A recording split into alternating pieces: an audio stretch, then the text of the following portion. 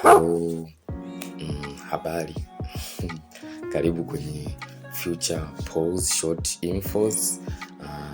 Leo tutazungumzia kitu kimoja hivi ambacho ni kizuri.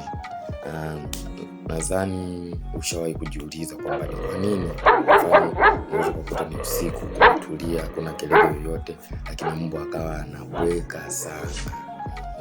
Anabweka au labda akawa ni mwoga sana, kukitokea kuna mingoromo ya radi au labda kuna milio ya fataki, mbwa anakuwa ni mwoga sana, anakutwa na wasiwasi.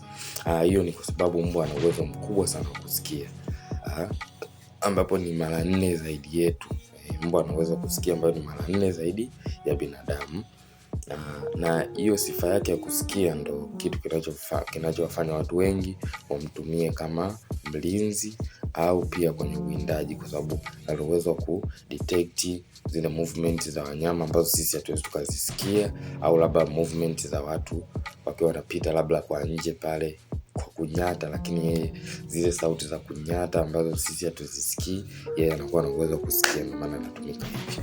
Lakini kwa mfano ikitokea wewe sasa hautaki mbwa wako awe anabweka, sasa wewe labda mbwa wako sio mbwa wa ulinzi, unataka hautaki awe anabweka, labda usiku kule kubweka kwake unakuona kama vile ni usumbufu.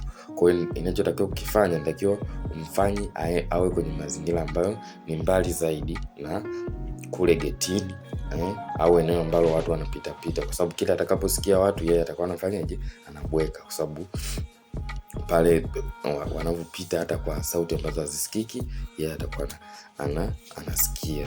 Alafu pia mfano kama labda hautaki hizo tabia, pia unaweza kumuongezea mbwa wako kiwango kile cha mazoezi anayofanya. Kwa anafanya mazoezi sana, ili akichoka, akilala, anakuwa ana uwezo wa kuzisikia kwa kiasi kikubwa hizo mambo. Okay.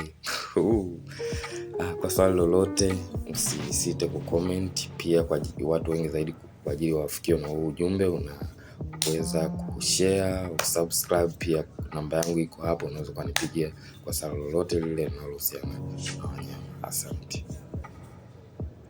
Future Pause, we are here for animals.